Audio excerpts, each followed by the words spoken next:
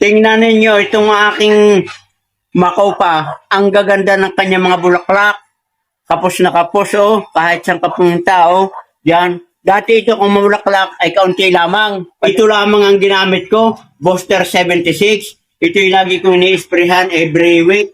Ay ngayon, kita ninyo. Dati ito April pa at May bago magkaroon ng bulaklak. Ay ngayon, kita nyo napagap. Yun ang kagandahan kapag ay gumamit ng Booster 76. Yan mga kabayan.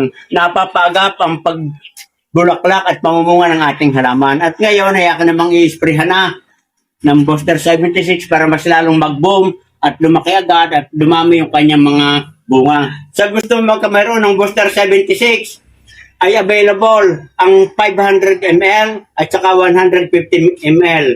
Huwag na kayong magpatumpik-tumpik, i-check out nyo na. Talagang kita naman ninyo kahit sa palay, papaya, rambutan, o sa mga lahat ng fruit-bearing trees, logan ay talagang napaka-epektibo nitong Booster 76.